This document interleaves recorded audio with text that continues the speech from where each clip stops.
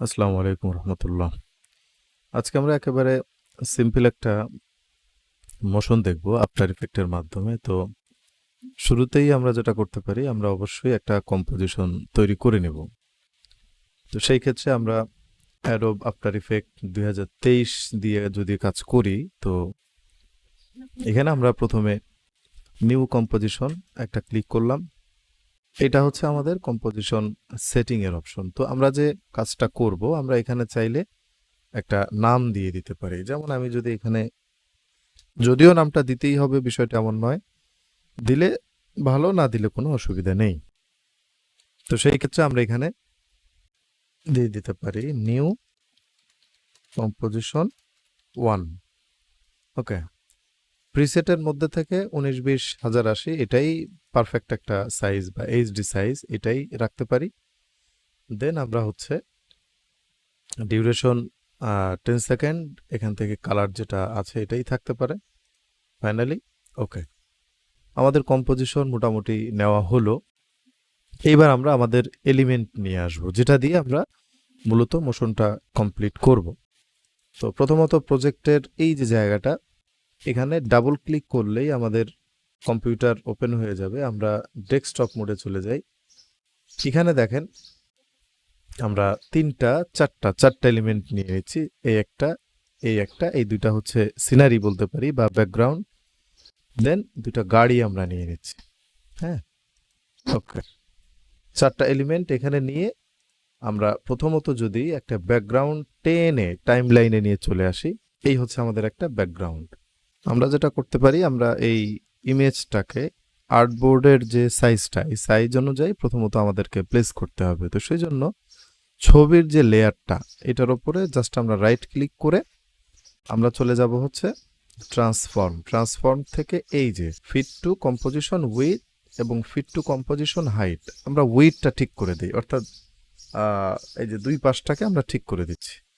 আবার যদি আমরা চাই যে না, ওপর নিচ এইটা মিশবে, দুই পাশে যেটা থাকবে থাকুক, ওপর নিচ এই দুটাকে আমরা মেশাতে চাই, তো সেই ক্ষেত্রে হাইটটা দিলেই ওপরে নিচে মিশবে, বাট দুই পাশে কিন্তু এলোমেলো হয়ে গেল। অথবা আমরা যদি চাই যে না, আমরা এটাকে ফিট টু কম্পোজিশন, পুরো কম্পোজিশনটাকেই, পুরো ছবিটা ধরেই ফিট হবে, এটাও করতে পারি। সেই ক্ষেত্রে যেটা হয় যে ছবির প্রপোর্শন যেটা, এই প্রপোর্শনটা আলটিমেটলি থাকে না। হ্যাঁ, তো ওই জন্য আমরা ছবির প্রপোর্শনটাকে ঠিক রেখে আমরা ফিট টু উইড দিয়ে দিতে পারি। দেন এখান থেকে একটু আমরা ধরে রোডটাকে যদি এভাবে একটু ওপর উঠিয়ে দেই, দ্যাটস এনাফ। হ্যাঁ, আচ্ছা, এই যে ছোট হয়ে গেল আমাদের কম্পোজিশনটা, আমরা কিন্তু আমাদের মাউসের যে চাকাটা, এটাকে সামনের দিকে ঘোরালে বড় হচ্ছে, পেছনে নিলে ছোট হচ্ছে, বাট আলটিমেটলি পারফেক্ট যে সাইজটা, এটা যদি পেতে চাই, এই যে ছোট্ট জায়গাটা এখান থেকে ফিট, এখানে ক্লিক করার সাথেই এক্স্যাক্ট যে সাইজটা সেটাই এখানে চলে আসবে। ওকে, এবার আমরা যেটা করব, আমরা হচ্ছে এই যে লেয়ারটা, অর্থাৎ এই ছবির লেয়ারের বাম পাশে দেখেন একটা লক আইকন দেখা যাচ্ছে, আমরা এই আইকনে একটা ক্লিক করে দিতে পারি, যাতে করে পরবর্তীতে এটা মুভ করতে না পারে, আমাদের কাজে যেন অসুবিধা না হয়।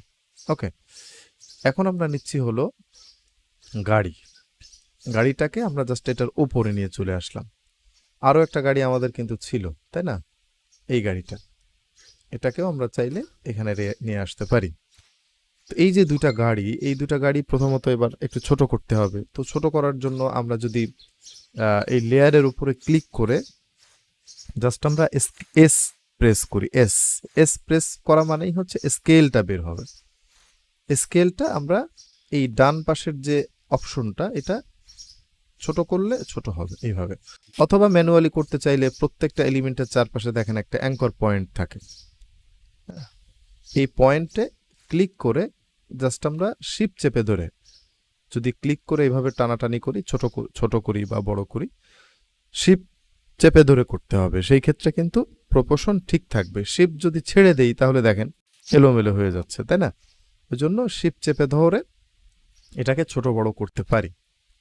এছাড়াও আমরা এটা কিন্তু ওপরে, আমরা নিচে রাস্তার ওপরে নিয়ে আসতে চাই, সেজন্য এই লেয়ারটাকে ক্লিক করে আমরা পি প্রেস করলে পজিশন বের হবে। এবার যদি আমরা এটাকে জাস্ট এই যে, আমরা চাইলে এইভাবে অপশন থেকে ছোট বড় করতে পারি বা পজিশন চেঞ্জ করতে পারি, অথবা চাইলে এভাবে ম্যানুয়ালি ধরে ধরেও আমরা এটাকে আপ ডাউন করতে পারি। তো একইভাবে আমি এই গাড়িটাকেও যদি ধরে একটু নিচে নিয়ে আসি, দেন এটাকে আমি একটু শিফট চেপে ধরে একটু ছোট করে দিয়ে জাস্ট এটাকে আমি এই যে এই রাস্তাটাকে এই রাস্তাটার এখানে দিয়ে দিতে পারি। পাশাপাশি রাইট ক্লিক করে আমি এটার পজিশনটা চেঞ্জ করে দিতে পারি। যেমন হচ্ছে আমরা দেখতে পাচ্ছি এটা ট্রান্সফর্ম থেকে এই যে ফ্লিপ হরিজন্টাল এবং ফ্লিপ ভার্টিক্যাল, তো হরিজন্টালি ফ্লিপ করে দিচ্ছি, জাস্ট আমি এটাকে ঘুরিয়ে ওই দিকটাতে মুভ করে দিলাম। আর এই যেটা এটাকে আরেকটু ছোট করতে পারি আমরা, এই রাস্তাটার উপরে এটাকে রেখে দেয়, এটা এখানে থাকবে এই রোডের উপরে, আর এই গাড়িটা ওই পাশের ওই জায়গাটাতে আমরা রেখে দিচ্ছি। তো এটাকে আমরা আরেকটু এখানে দিচ্ছি এই জায়গাটাতে। ওকে, তার মানে আমাদের পজিশন কিন্তু কমপ্লিট। এবার আমরা এটাকে মুভ করাতে চাই। তো সেই ক্ষেত্রে প্রথমত আমরা যদি এই গাড়িটাকে নিয়ে কাজ করি, ধরেন এটাকে আমরা এই লেয়ারটাকে সিলেক্ট করলাম, করে আমরা পি প্রেস করলাম। পি প্রেস করলে পজিশনটা বের হলো। দেন প্রথমত আমাকে গাড়িটাকে নিয়ে একেবারেই আমাদের আর্টবোর্ডের বাইরে চলে যেতে হবে। আচ্ছা, পজিশনের বাম পাশে দেখেন একটা ছোট্ট ঘড়ির মতো দেখা যাচ্ছে। হ্যাঁ, এই যে ছোট্ট ঘড়ির মতো, এটা হচ্ছে কি ফ্রেম একটা ক্লিক করলাম, সাথে সাথে এখানে কি ফ্রেমটা চলে আসলো এই যে।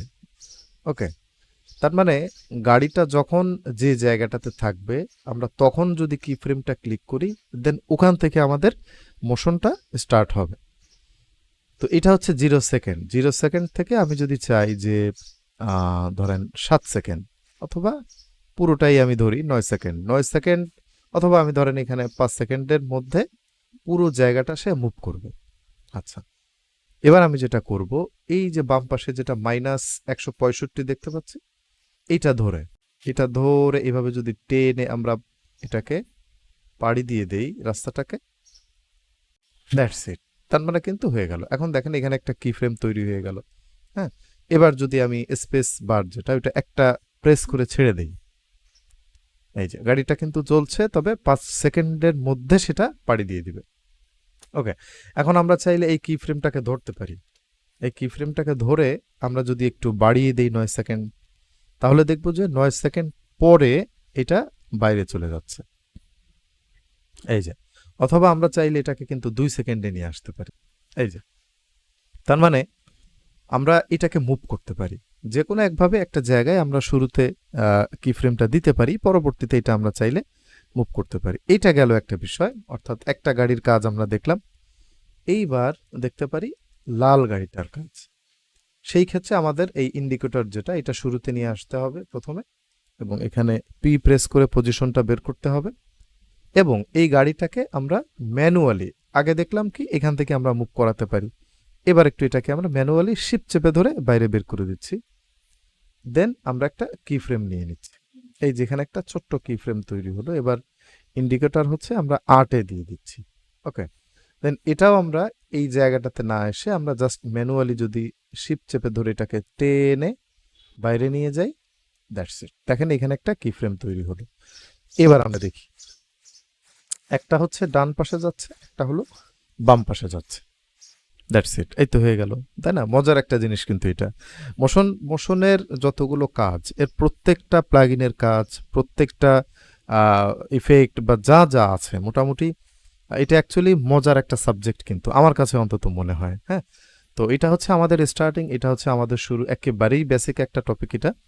তো আমরা ইনশাল্লাহ চেষ্টা করব এখন থেকে নিয়মিত মডিউল আকারে নিয়মিত যেন ভিডিও দিতে পারি। এবার এটাকে আমরা রেন্ডার করব, অর্থাৎ ভিডিও আকারে যেটা, সেটা আমরা দেখতে চাই। তো সেই ক্ষেত্রে আমরা চলে যাব হচ্ছে মেনু, কম্পোজিশন মেনু থেকে অ্যাড টু রেন্ডার কিউ, এটাতে একটা ক্লিক করে দিলাম। দেখেন আরেকটা অপশন তৈরি হলো, এখানে দুইটা, রেন্ডার সেটিং একটা, আউটপুট মডিউল একটা। আমরা এই বেস্ট সেটিং এর উপরে একটা ক্লিক করার পরে এখান থেকে আমাদের সেটিংটা একটু ঠিক করে নিতে হবে। যেমন ধরেন আমরা কোয়ালিটি বেস্ট অবশ্যই থাকবে, এটা ফুল থাকবে। রিড ওয়ান এটা এইভাবেই থাকবে, জাস্ট এখানে কোনো কিছু আমরা হাত দিব না, আমরা ওকে রেখে দিচ্ছি। আচ্ছা, এরপরে যেটা, এটা হচ্ছে আউটপুট টু, কোথায় আউটপুট হবে, অর্থাৎ কোথায় এটা সেভ হবে। ডেস্কটপ আমি সিলেক্ট করে সেভ করে দিচ্ছি। That's it. এখানে আরেকটা অপশন আছে, সেটা হচ্ছে আমাদের কোন ফরম্যাটে এটা সেভ হবে। হ্যাঁ, তো H.264 এটা হচ্ছে MP4 একটা সেটিং, এটাই থাকতে পারে। আমরা চাইলে অন্যান্য সেটিং এখানে যেগুলো আছে সেগুলো তো রাখতে পারি, তবে সাধারণত 264 এটাই হচ্ছে বেস্ট। দেন আমরা এখান থেকে ওকে করে দিচ্ছি। এইবার এই যে রেন্ডারে একটা ক্লিক করার সাথেই দেখেন এখানে রেন্ডার হচ্ছে, খুব দ্রুতই হচ্ছে, যেহেতু শর্ট টাইম, এটা খুবই ছোট্ট একটা ভিডিও। দ্যাটস ইট, মোটামুটি এটা ক্লিয়ার। আমরা একটু ওপেন করে দেখি এবার। এটা হচ্ছে আমাদের ভিডিও, এই যে দেখেন 19-20-1080-তে ভিডিওটা তৈরি হয়ে গেল। ওকে, তো আজকে তাহলে এই পর্যন্তই। ভালো থাকবেন, সুস্থ থাকবেন।